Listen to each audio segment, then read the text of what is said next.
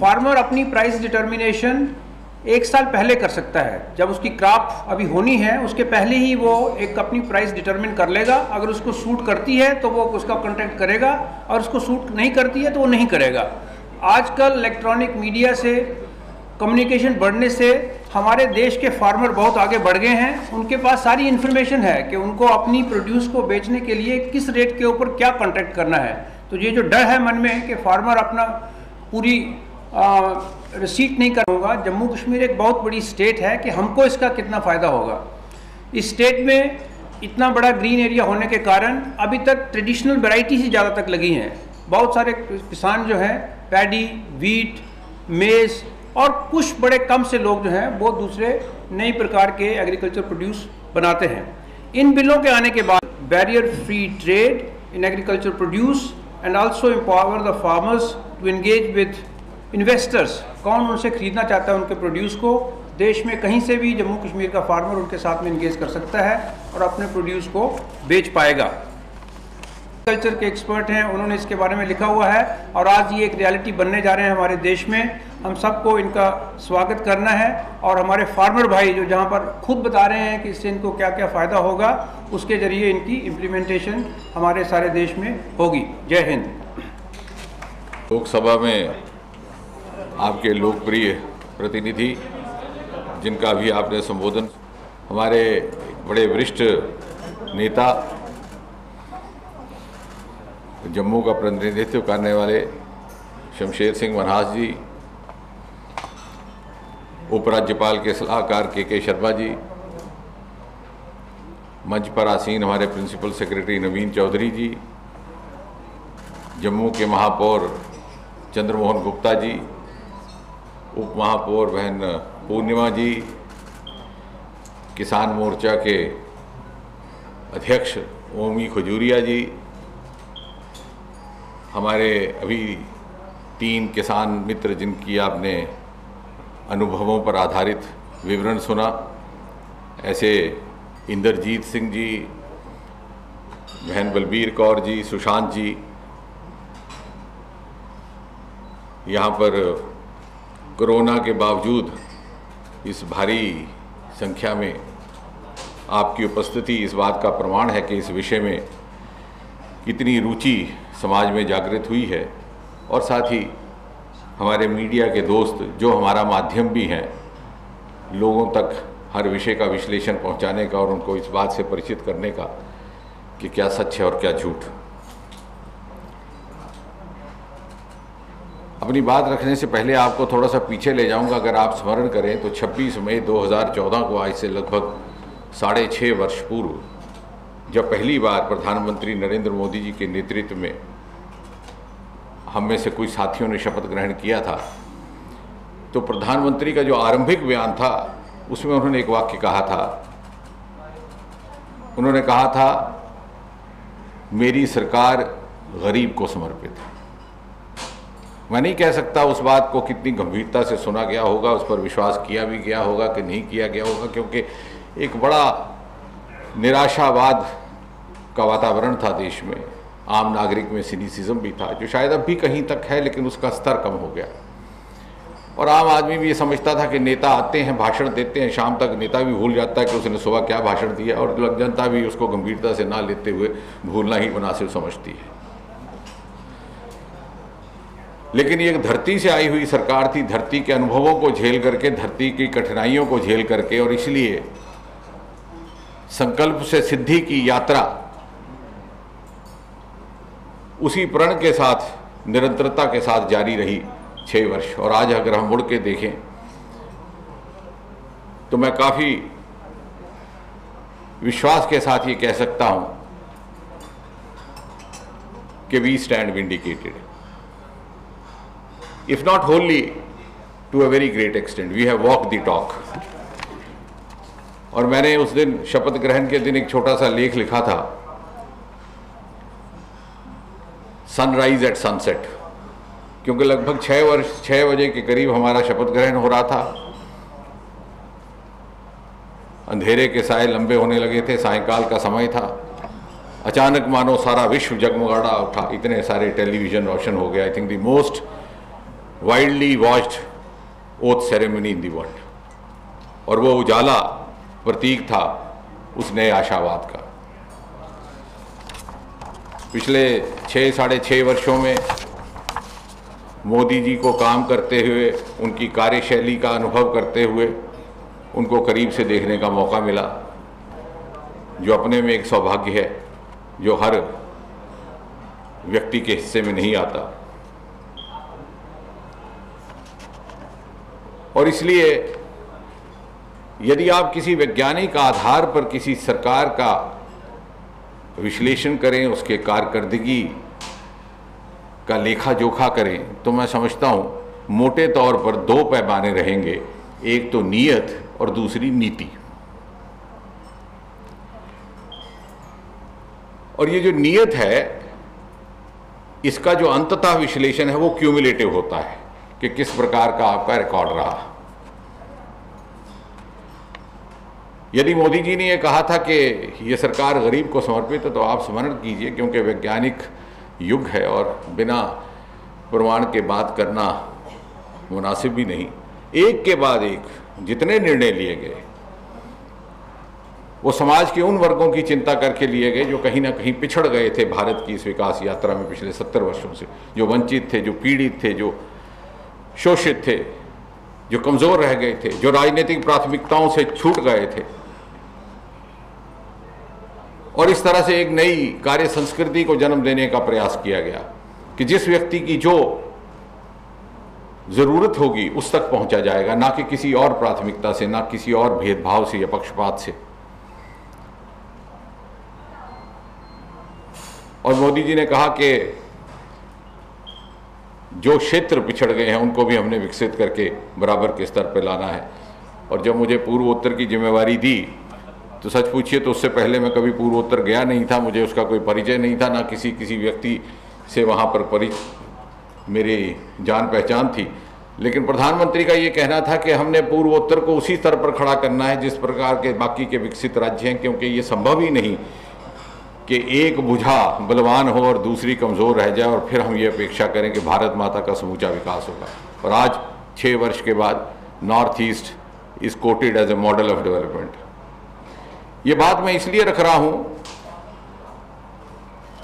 कि नीयत की जहां तक बात है, उसका प्रश्न है, it has been tested more than once.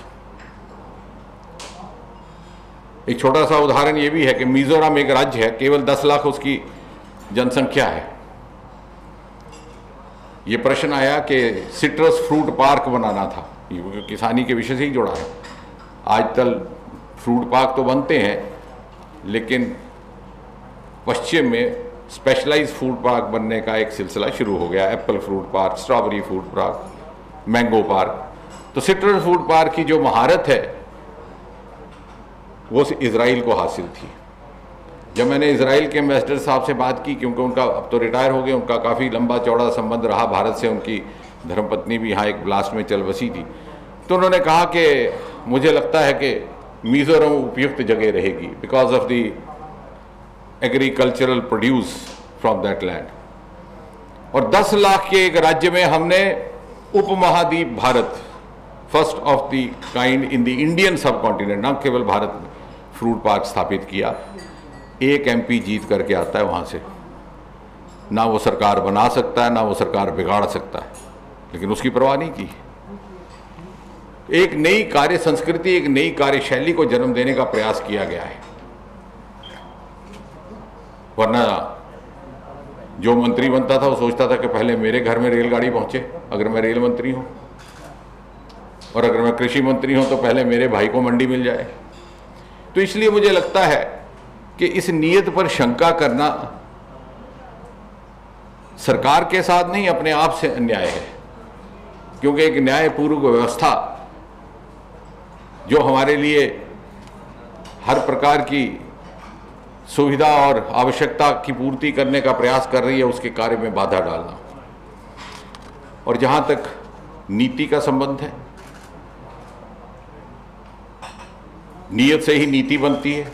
आप गिन करके देख लीजिए, पूरा दिन लग जाएगा। शुरू हुए थे हम जन धन योजना, गरीब कल्याण योजना, प्रधानमंत्री आवास योजना, उज्ज्वला योजना, एक के बाद एक ऐसी ऐसी योजनाएं जिनमें कोई वोट बैंक की अपेक्षा नहीं थी, किसी चुनाव पर नजर भी नहीं थी,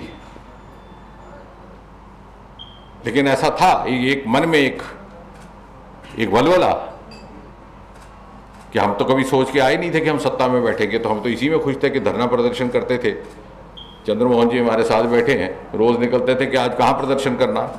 ये तो कभी गुमान नहीं था, कल्पना नहीं थी कि सरकारें बनेंगी, लेकिन वो गालिब का शेर के कर्ज की पीते थे मैं और समझते थे कि रंग लाएगी मेरी फातका मस्तीरा एक दिन, कि सुबह निकल पड़ते थे कि शाम तक कोई ना कोई इंतजाम कर देगा। और इसलिए कृपा करके मेरी बुद्धिजीवियों से भी ये प्रार्थना है, पत्रकार भाइयों से भी, अब केवल इसलिए कि कोई कुर्सी पर बैठ गया इत्तफाकन तो उसकी आलोचना की जाए। अब देखिए, कुर्सी पर अगर कोई बैठ गया है तो इसका मतलब ये नहीं कि वो योग्य है, हो सकता है आप सब योग्य हैं। अगर मैं प्रधानमंत्री कार्यालय में दूसरी बार निरंतर बैठा हूं तो इसका मतलब यही नहीं कि मैं ही सबसे योग्य हूं, मेरे से सबसे बहुत अधिक दूसरे योग्य होंगे। लेकिन एक व्यवस्था ऐसी है, उस व्यवस्था ने मौके से हमें बिठा दिया, राइट पर्सन राइट प्लेस की बात है। तो ये जो हमारे मन में सिनिसिज्म आ जाता है, कभी कभी वो जेलेसी का भी रूप धारण कर लेता है कि क्यों ना इसकी आलोचना की जाए, इसी में हमारा इंटेलेक्चुअलिज्म है, उससे हमें मुक्ति प्राप्त करनी होगी। और जहां तक किसानों का संबंध है, यदि किसानों की योजनाओं का ही आप उल्लेख करें तो देखिए पिछले 5-6 वर्ष में क्या क्या हुआ। प्रधानमंत्री किसान सम्मान निधि, नाम रखा गया सम्मान निधि के किसान को सम्मान दिया जाए, प्रधानमंत्री किसान कार्ड, प्रधानमंत्री फसल बीमा योजना, हुआ था आज तक कभी? Urea coated, neem coated urea, soil health card, space technology का पर्याप्त इस्तेमाल अगर किया गया तो इसी सरकार के द्वारा किया गया। 2 दिन ब्रेन स्टॉर्मिंग हमने रखा, इसरो के साइंटिस्ट को बिठाया, कृषि विभाग और दूसरे विभागों के अधिकारियों के साथ, ताकि वो ये चर्चा करके वर्कआउट कर सके कि कहाँ कहाँ स्पेस टेक्नोलॉजी का उपयोग हो सकता है, कि मात्र वो रॉकेट भेजने तक ही सीमित नहीं है, वो घर घर तक आज स्पेस टेक्नोलॉजी पहुंच गई। और इसलिए अब बात आ गई कि विरोध क्यों हो रहा है। कुछ इसका उल्लेख जुगल जी ने किया। मैंने इत्तेफाक से फॉर्चुनेटली और अनफॉर्चुनेटली 25-30 साल अध्यापकता का काम किया और रिसर्च गाइड भी रहा। वहाँ पर कंपैरेटिव ट्रायल होता है। आप ये नहीं कह सकते कि जितेंद्र सिंह अच्छा है कि बुरा है। आइंस्टाइन थियोरी ऑफ रिलेटिविटी लिख गया है, उसके मात्रा में दूसरा कौन अच्छा है, इसका भी साथ साथ हो। और क्यों, या कोई विषय अच्छा है कि बुरा है, या कोई विधान अच्छा है कि बुरा है, तो उसकी तुलना किससे की जा रही है? तो अब विपक्ष की नीयत और नीति की बात कीजिए। जो जुगल जी ने बात कही उसी के बाद से जोड़ रहा हूं। बहन बलबीर कौर इसके पक्ष में बोलती है खुल करके, अभी बोली थी।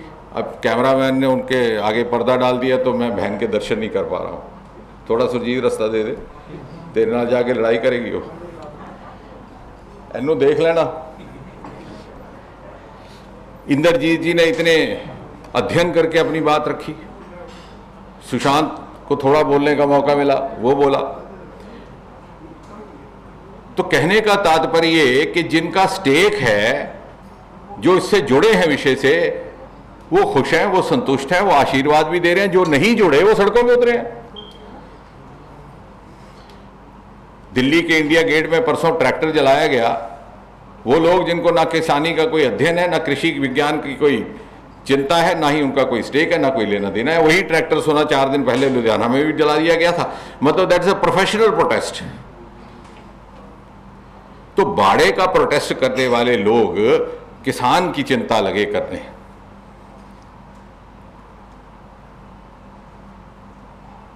और जहां तक नीति की बात है, जब नीयत में खोट हो तो नीति पर आप जितनी मेहनत करें वो खुद ब खुद डगमगा जाती है। उन बिंदुओं के ऊपर प्रदर्शन हो रहा है या उन मुद्दों के ऊपर जिनका जिक्र इस विधान और बिल में है ही नहीं।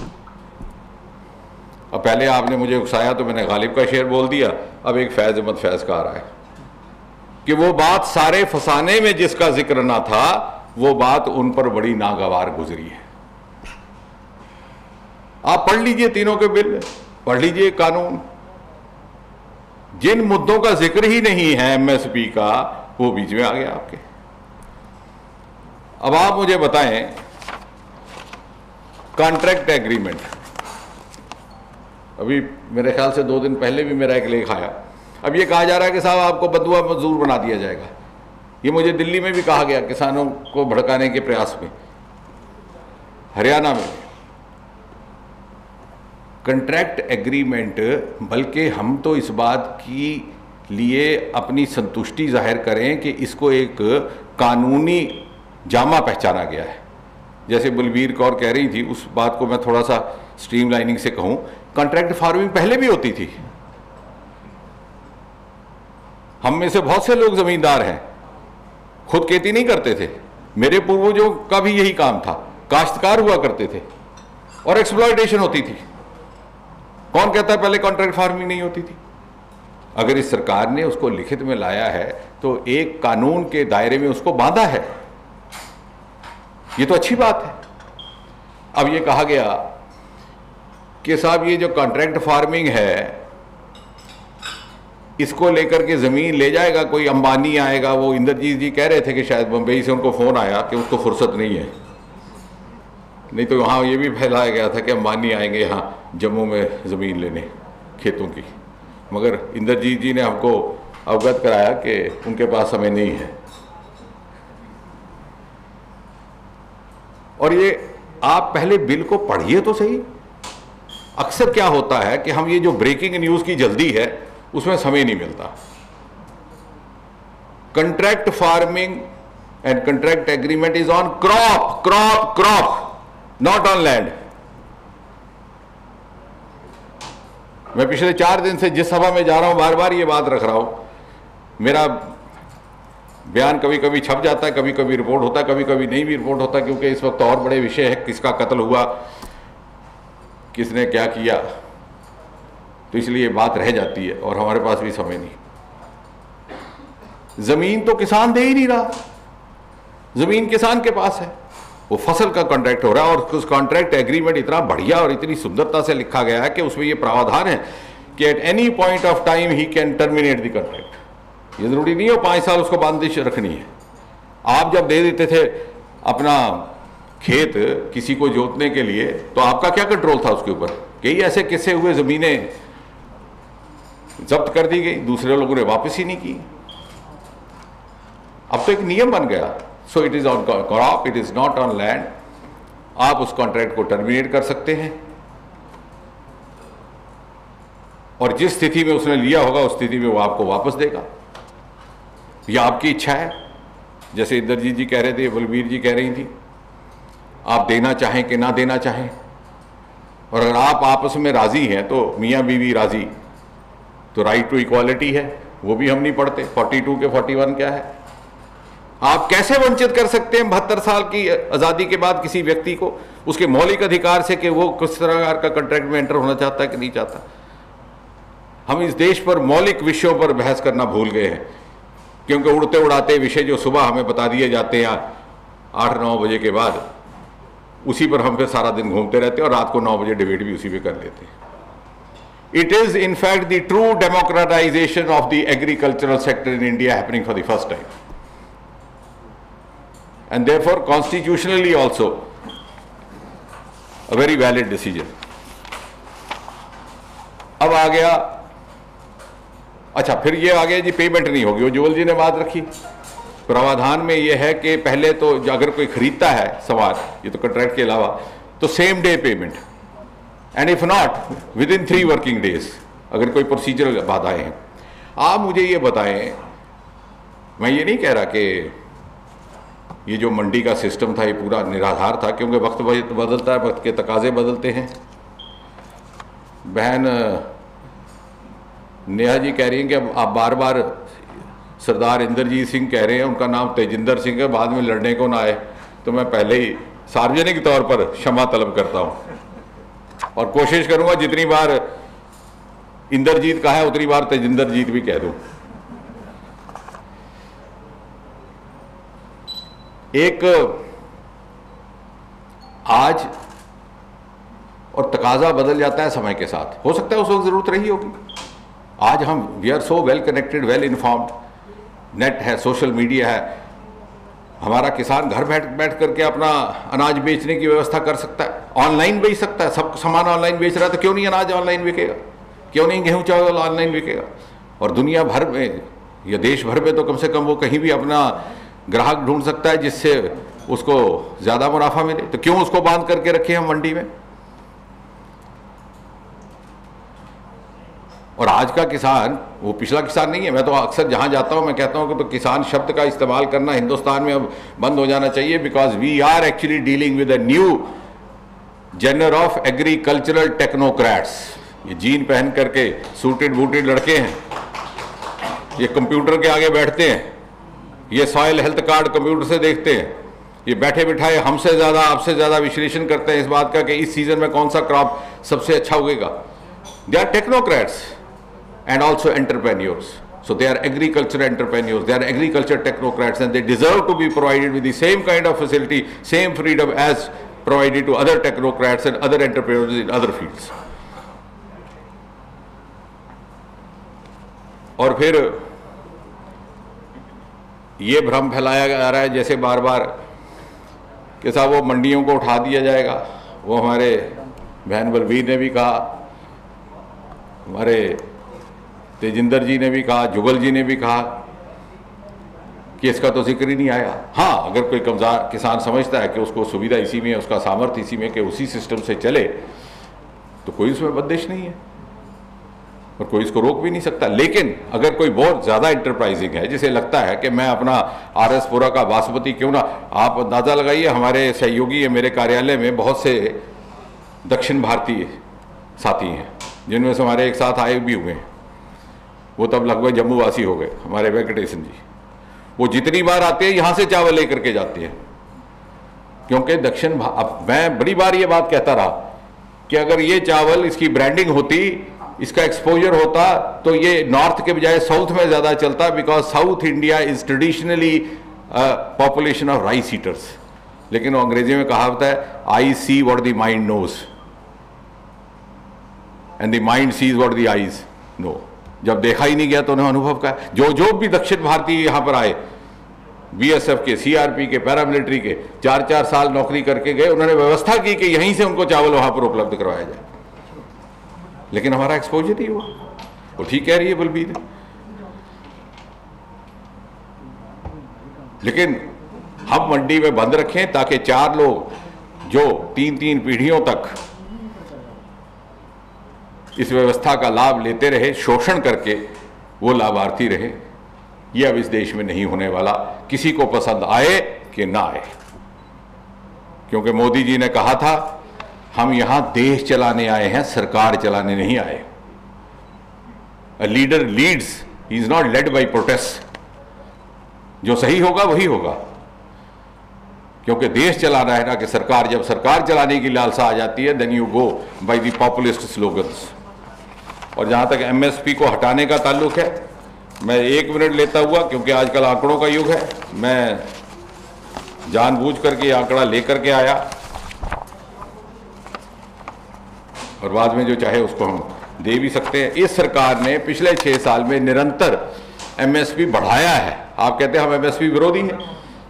उदाहरण के तौर पर गेहूं 2015-16 में 1526 रुपए पर क्विंटल, 16-17 में 1625 पर क्विंटल, उसके अगले साल 2017-18 में 1735 रुपए पर क्विंटल, 2018-19 में 1640 रुपए पर क्विंटल और 1840 रुपए पर क्विंटल, 2019-20 में 1925 रुपए पर क्विंटल।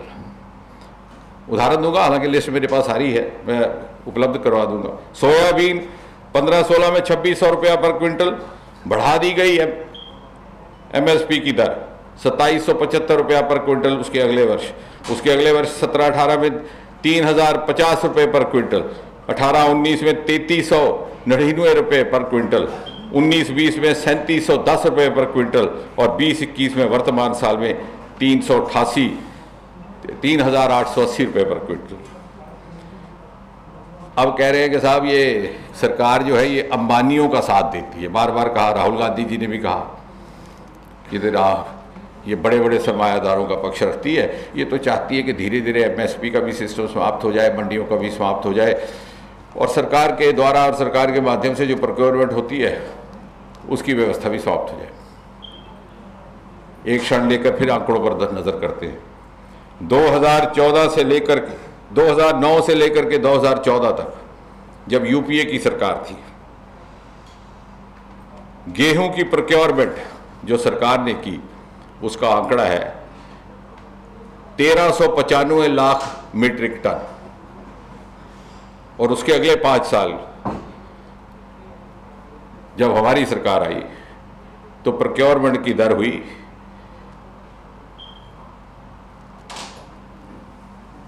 1680 लाख मीट्रिक टन, यानी 3 लाख मीट्रिक टन बढ़ गई। ये 5 साल की एवरेज। अब आप पैडी की देखेंगे तो वो भी उसी तरह से है। पैडी की पहले UPA के 9 से लेके 14 तक 2494 लाख मीट्रिक टन, और अगली टर्म में 14 से 19 तक 2887 लाख मीट्रिक टन। अब आ जाइए, कहा जा रहा है कि साहब ये सारी व्यवस्था इसलिए हो रही है कि सरमायादार जुड़े हुए हैं BJP के साथ, जुड़े हुए हैं संघ के साथ। जो वो लेटरल एंट्री का मैंने लाया था कानून, मैंने ही लाया था पार्लियामेंट, तो कहा जाने लगा कि अब संघ वालों को लगाया जाएगा सेक्रेटरी गवर्नमेंट ऑफ इंडिया। अभी नवीन चौधरी जी बेचारे इतनी मेहनत करके IAS बने, इनको पता इतना आसान है। उसमें प्रावधान है कि मापदंड वही रहेंगे इवन फॉर लेटरल एंट्री, और UPSC के थ्रू होगा। तो कोई भी बात आपको नया, एक चूंकि बड़े क्रांतिकारी ये सारे निर्णय हो रहे हैं, तो शायद हमारी आदत में नहीं है, स्वभाव में नहीं है, तो हमें लगता है पता नहीं क्या होने वाला है। स्केप्टिज्म पहले आ जाता है। जहां तक प्रोक्योरमेंट का संबंध है, मैं सिर्फ 2 प्रदेशों का उदाहरण देता हूं। पंजाब 2009 से लेकर 2014 तक केंद्र में हमारी सरकार नहीं थी, और सिर्फ पैडी की प्रोक्योरमेंट का उदाहरण देता हूं 631 मीट्रिक टन, और 2014 से लेकर 2019 तक यहां हमारी सरकार, वहां पर कांग्रेस की सरकार रही, और प्रोक्योरमेंट बढ़ करके 813 मीट्रिक टन, यानी 1.28 गुना बढ़ोतरी।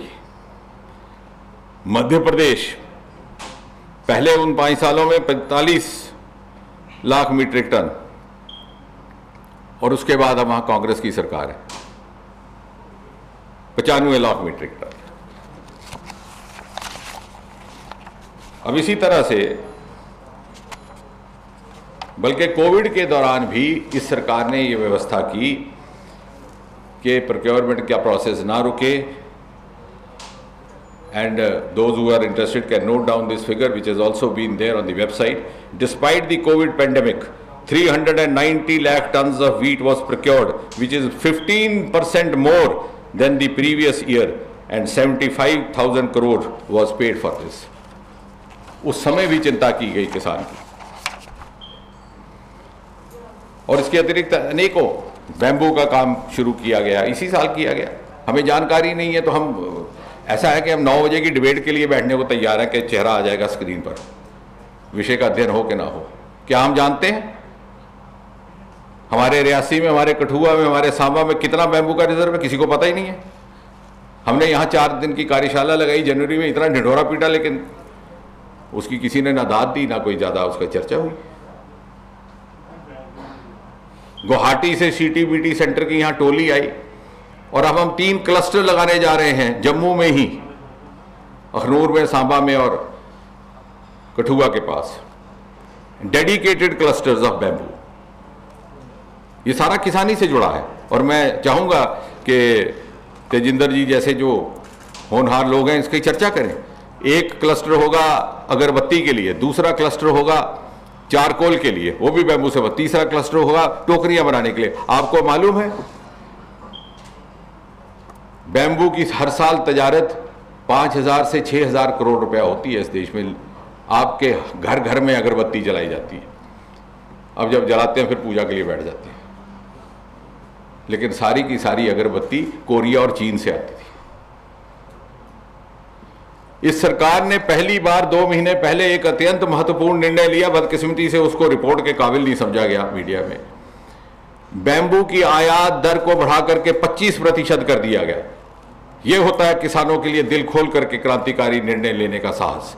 25% इंपोर्ट, ताकि ये जो बैम्बू प्रोडक्ट्स बाहर से आ रहे हैं इनको डिस्करेज किया जाए और डोमेस्टिक बैम्बू प्रोडक्शन का बढ़ावा मिले। और इतना ही नहीं,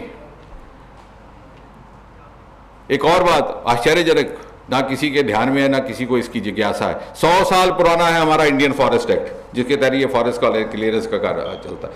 1919 का, अंग्रेजों के समय का। उसको संशोधित कर दिया गया and home grown bamboo was exempted from it, क्योंकि ऐसे अनेकों हमारे घर है, खासतौर पूर्वोत्तर में, घर के पिछवाड़े में बैम्बू उगता है लेकिन उस पर फॉरेस्ट एक्ट लगता है। अब वो भी नहीं रहेगा। और आपको शायद मालूम हो कि ना हो, यहाँ सांबा के पास 2 युवाओं ने बैम्बू का एक रेस्टोरेंट भी बना लिया है। अब बताइए, ये सारे नई क्रांति खुल रही है और आने वाले समय में कोविड के बाद का जो समय रहेगा उसकी अर्थव्यवस्था के निर्माण में इन सारे ये जो क्षेत्र जो छूट गए हैं, जो जिनका हमें, दीज आर अनएक्सप्लोर्ड पोटेंशियल्स, जिनकी ओर तेजिंदर ने इशारा किया, जिनका हमें पता नहीं है, यही हमारी अर्थव्यवस्था का आधार बनने वाले हैं और जो भारत को एक विश्व मूर्ति का रूप देने वाले हैं, going to give a lead role in the world economy in the post COVID era. अब एक और इल्ज़ाम छेड़ा जा रहा है कि साहब ये जो मोदी सरकार है और ये जो मोदी जी, ये तानाशाही सरकार है, ये वो कोऑपरेटिव फेडरलिज्म इसको सबको ख़त्म कर देगी। मैंने अगले दिन शायद मुंबई में थे तो मैंने ये कहा कि आपको मालूम है मोदी जी 13 बरस मुख्यमंत्री रह करके आए और ऐसे समय जबकि सारी ताकतें सिवाय कुदरत की ताकत के उनके खिलाफ थी, केंद्र भी उनके खिलाफ। So nobody knows better than him the compulsions and constraints of a state government. भला हम किसी राज्य के अधिकार में क्यों हस्तक्षेप करेंगे, हनन करेंगे? हम तो ये भी भूल गए कि जब जीएसटी का कानून आया था, नवीन चौधरी जी आया करते थे उस जमाने में जब जीएसटी की बैठकें होती थी। अरुण जेटली जी हमारे मित्र भी थे, कोई दिन नहीं ऐसा जाता जब उनका ध्यान नहीं आता। 35 बैठकें ली उन्होंने, बीमारी की हालत में 35 बैठकें लेकर के जीएसटी पास किया। क्यों? ताकि किसी भी प्रदेश के प्रतिनिधि से डिसेंट नोट ना लिखा जाए। उन्होंने कहा we are in the making of history, ऐसा ना हो कि किसी बाद के लिए बात रह जाए कि जी पंजाब में कांग्रेस की सरकार थी, पश्चिम बंगाल से मित्रा जी आया करते थे, बहन दीदी ममता के प्रतिनिधि बन के, उनको मनाया कर जाता था, बार बार मना के सबकी सहमति करके। We have actually produce the best example of what is known as cooperative federalism. नहीं तो जीएसटी के उस काउंसिल के पास ये अधिकार था कि वो 2/3 हो, कुछ हो, नवीन जी को सारा प्रोसीजर पता है, वो पास कर सकते थे। 2-4 मेंबर अगर विरोध भी करें, डिसेंट करें तो कोई फर्क नहीं पड़ता। लेकिन ये सुनिश्चित किया गया कि कोई भी डिसेंट नोट नहीं आएगा। और ये बात मैं इसलिए कह रहा हूं कि इन बिलों की बात जब हम करते हैं बिना अध्ययन किए हुए, तो शायद आपको ये जानकर के थोड़ी तसल्ली होगी कि नीति आयोग ने एक कमेटी गठित की थी इन्हीं विषयों पर, एग्रीकल्चर रिलेटेड इश्यूज पर कोऑपरेटिव फेडरलिज्म के साथ कैसे आगे बढ़ा जाए इसका अध्ययन करने के लिए। वो कमेटी अभी भी काम कर रही है और उस कमेटी के अध्यक्ष कौन है? नवीन जी। उस कमेटी के अध्यक्ष हैं महाराष्ट्र के मुख्यमंत्री, वो बीजेपी के नहीं है, शायद हम सब जानते हैं। और उसके दूसरे प्रमुख सदस्य हैं जो अब बदल गए, वो थे कुमार स्वामी, क्या हुआ,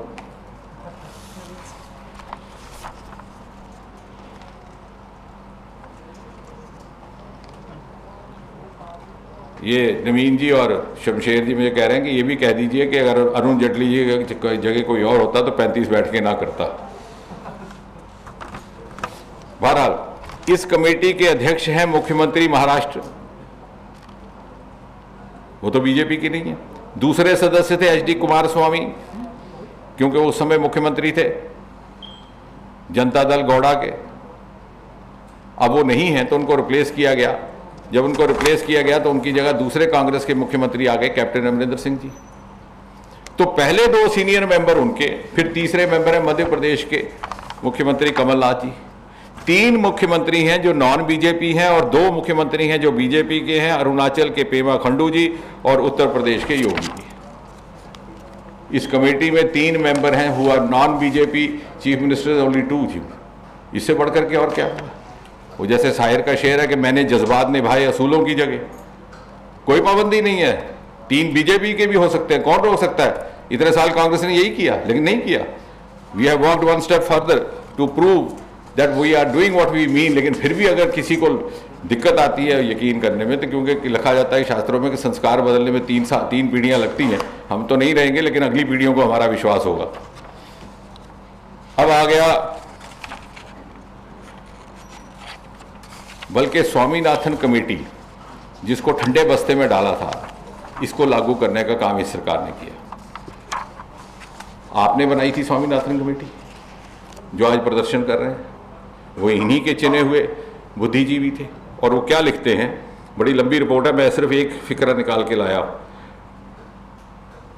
mandis were necessary at the time of independence, but there is no transparency in the functioning of mandi. वो ये कहते हैं कि उस जमाने में मंडी की जरूरत थी क्योंकि हमारा किसान असहाय था।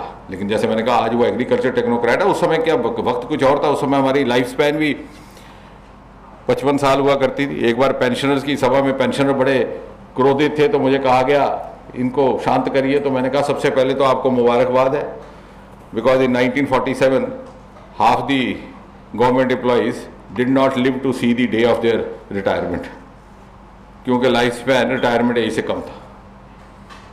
हम देखें कितना जमाना बदल चुका है। और ये स्वामीनाथन लिखते हैं कि उस समय इसकी जरूरत थी, लेकिन अब नहीं, अब इसको हटाया जा सके तो हटाना चाहिए क्योंकि इसमें पारदर्शिता की कमी है। और साथ ही लिखते हैं the removal of tax on agricultural products will increase competitiveness of Indian agricultural products in the international market. ये मैं नहीं कह रहा, ये बीजेपी नहीं कह रही, ये स्वामीनाथन कह रहे हैं, जिनको आपने मनोनीत किया था। लेकिन जब उनकी रिपोर्ट आई तो आपको लगा कि आप ही के कुछ नेता जो आड़ती बन बैठे हैं। मैं तो पहले कहता हूं कि जब आपको एमपी बना दिया गया तो फिर ठेकेदारी नहीं करनी, एमपी का रुतबा कुछ और होना चाहिए। लेकिन अगर कहे कि मैं मिनिस्टर भी बनूं, मैं एमपी भी बनूं, फिर ठेकेदारी भी करूं, फिर आड़ती का काम भी करूं, तो उसका नतीजा यह हुआ कि इस रिपोर्ट को ठंडे बस्ते में रख दिया गया। To be the first non insider J&K IS cadre officer to have been conferred citizenship of Jammu Kashmir. So he has also made a history of sorts. जैसे इन्होंने भी ये कहा कि यहाँ पर ये लागू होगा, अभी इन्होंने आंकड़ा दिया लगभग 3 लाख परिवार। तो जब ये बोल रहे थे तो उसी क्षण मेरे बात ध्यान में आई कि you multiply it with 4 considering the every 4, तो कितनी बनी जनसंख्या? लगभग 50 लाख। और आपके जम्मू कश्मीर यूनियन टेरिटरी की जनसंख्या 1 करोड़ 5-10 लाख है। क्योंकि जब हम अनडिवाइडेड थे दोनों टेरिटरीज तो we were about 1 crore 25 lakh. Now we are about 1 crore and maybe 5-10 lakhs। लगभग आधी जनसंख्या आपकी एग्रीकल्चर पर पल रही है, तो आपको क्या हक है? ना संविधानिक ना नैतिक। और शुक्र तो ये करिए, जो बात किसी ने नहीं की, शुक्र ये करिए कि ये कानून उस समय लाया गया है जब 370 से हमें मुक्ति प्राप्त हो गई थी। अगर ये आज ये वही व्यवस्था होती जो 5 और 6 अगस्त 2019 से पहले की थी, या वही व्यवस्था होती जो 30 अक्टूबर की मध्य रात्रि से पहले की थी, तो यहाँ की असेंबली ने कहना था कि हम ये बिल ही नहीं लागू करते, हम ये कानून ही नहीं लागू करते, क्योंकि हमारी पार्टी के लोग, हमारे भाई भतीजे, हमारे बेटे, हमारे भाई आड़ती बने हुए हैं, तो चंद एक परिवारों के हित के लिए ये कानून लागू नहीं होता। हम तो इसको दूसरी तरह से क्यों नहीं देख पा रहे हैं? 1.5 ईयर, ये तो शुक्र है कि एक ऐसे समय में आया ये कानून कि जम्मू कश्मीर को भी इसका लाभ होने वाला है, नहीं तो कौन सुनने वाला था बात बहन बलबीर की या भाई तेजिंदर की। और इसलिए हम इसका भरपूर लाभ लें, ये देश के लिए भी और विशेषकर जम्मू कश्मीर के लिए एक सुनहरा मौका है, because we are opening up to the new avenues, जिससे हमें बंद रखा गया था। उससे क्या हुआ कि एक तो हमारी डिपेंडेंस हो गई, हमारी निर्भरता हो गई कि जो पैसा आ रहा है केंद्र से वो खाओ, जो आड़ती आ रहा है वो ले जाए, मेहनत करने की आदत जाती रही, पैसे दे के नौकरी मिल जाए, उसी से ट्रांसफ़र हो जाए, तो वी लॉस्ट द बस। लेकिन अब कॉम्पिटिटिव ग्लोबलाइजेशन है, हमें दुनिया में कम्पीट कर समझ आएगी कि इसका क्या लाभ है। और जब ये नई व्यवस्था बनी थी, नया कार्यकाल प्रारंभ हुआ 2019 के चुनाव के बाद, तो मोदी जी ने हमसे कहा था कि अब आपने वही तवज्जो जम्मू कश्मीर को देनी है जैसे पूर्वोत्तर को दी। And I am sure if north east could emerge as a model of development, there is no reason why Jammu Kashmir can not touch. क्योंकि 2014 में जब हम नॉर्थ ईस्ट पहुंचे तो वहां पर दुश्वारियां बहुत ज़्यादा थी, रोड ब्लॉकेड रहते थे 4-4 महीने, यहाँ वाला काम नहीं था। मिलिटेंसी का ये आलम था कि पहाड़ों से फायरिंग होती थी जब कोई सरकारी गाड़ी देखते, यहाँ वाला नहीं था कि एक भाई मिलिटेंट और दूसरी बहन केएस अफसर। लेकिन जब लोगों को पता चला कि ये एक ईमानदारी से काम करने वाली सरकार है, ये वोट मांगने नहीं आई, नहीं तो क्या कौन सा वोट मिलता था, नॉर्थ ईस्ट के बलबूथे पे कौन सी सरकारें बनती थी, तो उनमें विश्वास जागा। और इसलिए हम सभी यहाँ पर ओपिनियन मेकर्स भी हैं, समाज के साथ भी हमारा संबंध है, मीडिया के साथ भी। हम अपने लिए ना सही, मोदी जी के लिए ना सही, मेरे जुगल जी के लिए ना सही, शमशेर जी, अपने बच्चों के लिए। वो जैसे कहा उसने, एक वो रोज बीवी तंग आ गई थी उससे कि तू कुछ नहीं करता, तो वो उसको एक दिन कहती है कि भाड़ में जाए तेरी ये शायरी ये फन। शायरों का यही हाल होता है कि मेरा ना सही ना बन, अपना तो बन। तो आप किसी के ना बनिए, कम से कम अपने बच्चों के बनिए। और आप संजीदगी से आंखें मूंद करके घर बैठ करके सोचेंगे कि all the options are open for you in this independent India. तो बच्चों के लिए कौन सा खुला ऑप्शन है? मुझे लग रहा है कि ये जो नया कानून आने वाला है, इसके बाद बहुत से ऐसे परिवार जो एग्रीकल्चर सेक्टर से अब तक नहीं जुड़े थे, they will look forward to become agriculture entrepreneurs. बहुत बहुत धन्यवाद। This question to mister Naresh Gujral to clarify what he meant. I said you can address this question to Mr. Naresh Gujral. I said you can address this question to Mr. Naresh Gujral to try to understand, if you have not understood what he meant. But he is saying that this bill was not discussed within the NDA. That no meeting was called and no discussion took place. So you should discuss with him and find out what he means to say. May I have the next question, please? National agriculture unit के साथ, लेकिन farmers को aware करने के लिए अभी तक जो इस तरह का इनिशिएटिव जो होने चाहिए थे वो डिपार्टमेंट की तरफ से नहीं लिए गए हैं। इसी के साथ मेरा दूसरा सवाल आपसे ये है सर, कोविड के चलते बहुत से फार्मर्स जो है वो सफर किया उन्होंने, तो क्या गवर्नमेंट की तरफ से किसी तरह का कोई कंपनसेशन आने वाले को? नहीं, ये बहुत बढ़िया बात की और आपकी बात से हम सहमत हैं कि इसकी जागरूकता होनी चाहिए। और अभी हम नवीन जी से यही बात हो रही थी और उन्होंने कुछ इसकी योजना बनाई भी है। और जैसे बलबीर जी कह रही थे जल्दी इसको धरती पे भी उतारना है और उसके लिए कुछ इस तरह के कार्यशालाओं का भी आयोजन होगा। मैं नवीन जी से कहूँगा आप भी थोड़ा सा इसमें जोड़ दीजिए, जो विभाग की ओर से कुछ एक इन्होंने योजना बनाई है। जो आपने सवाल किया था, ये मंडियों को नेशनल पोर्टल से जोड़ने के लिए आज से 5 महीना पहले तक जम्मू कश्मीर की एक भी मंडी नहीं जुड़ी थी नेशनल पोर्टल से। और पिछले 4 महीनों में हम सक्सेसफुल हुए 2 सबसे बड़ी मंडी नरवाल की मंडी और वरीनपुरा श्रीनगर की मंडी को नेशनल पोर्टल से जोड़ने में, जो कि जस्ट 2 महीने पुरानी बात है। और आपकी बात दुरुस्त है कि 100% फार्मर्स को नहीं पता है, लेकिन मोस्ट ऑफ द फार्मर्स जो ट्रेड करते हैं या ट्रेडर्स हैं उनको काफी हद तक पता चल चुका है। इसका हम थोड़ा और उपाय करेंगे कि हर ये मेरे ख्याल से आज के इस आयोजन का भी एक यही उद्देश्य था कि मीडिया के दोस्तों के माध्यम से इसका प्रचार प्रसार हो पाए। और सर मैं आपको एक बार फिर से इनको जानकारी दे दूं कि अभी रजिस्टर्ड 18 मंडी हैं स्टेट में, और हमारी कोशिश निरंतर जारी है कि दिसंबर तक 18 के 18 मंडियां नेशनल प्लेटफॉर्म के साथ जुड़ जाएं। मेरा दूसरा सवाल था, कोविड के चलते जो है वो काफी नुकसान ये पड़ा किसानों को, तो बहुत सी ऐसी फसलें होगा। ये एक निरंतर प्रक्रिया चल रही है। मैंने अभी, चूँकि मैंने बहुत ज़्यादा उसमें आंकड़ों में नहीं जाना चाह रहा था, लेकिन अगर आप कहेंगे मैं दोबारा भी पढ़ दूंगा। कोविड के दौरान जिस प्रकार से प्रोक्योरमेंट की गई किसानों से, और इतने उत्साह के साथ की गई कि कहीं ये ना संदेश जाए या किसान का मनोबल कम ना हो कि इस आपदा में सरकार उसके साथ खड़ी नहीं है। बाद में हमें इस बात का एहसास हुआ कि पिछले साल की तुलना में उस अंतराल में ज़्यादा प्रोक्योरमेंट हो गई। तो कहने का तात्पर्य ये है कि सरकार के ध्यान में जहाँ जहाँ भी इस प्रकार की आती है, और मैं आपसे भी निवेदन करूँगा, आप भी सरकार के और विभाग के समक्ष लाइए। इसका कंपनसेशन का प्रोसेस निरंतर जारी है, और जहाँ जहाँ भी इस प्रकार का हो रहा है, और नवीन जी भी इस पर बड़ी जज्बे के साथ काम कर रहे हैं। डॉक्टर साहब, लास्ट ईयर यहाँ स्टेट में नेफेड से सीधी कर दी गई। तो in fact I agree with you कि उससे इतना ज़्यादा एंथुसियाज्म जनरेट हुआ कि हमारे पास ये मैसेज आने लगे कि मैंगो के लिए भी ऐसा करिए, बाकी के लिए ऐसा करिए। But we have not put an end to this was a new experiment and we will move forward if it is beneficial to all. और मैं पत्रकार भाई को ये भी बता दूं कि ऑलरेडी पिछले 10-15 दिनों से एप्पल आज़ादपुर मंडी तक पहुंचने लगी है। तकरीबन 300 से 400 ट्रक रोज निकल रहे हैं। मैं खुद कल बाई रोड आया हूं, और कम से कम 200 से 300 ट्रक मैंने। Thank you very much.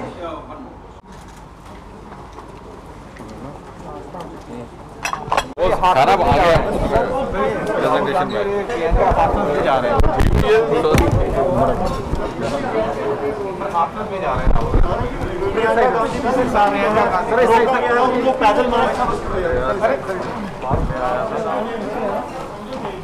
ठीक है, ठीक।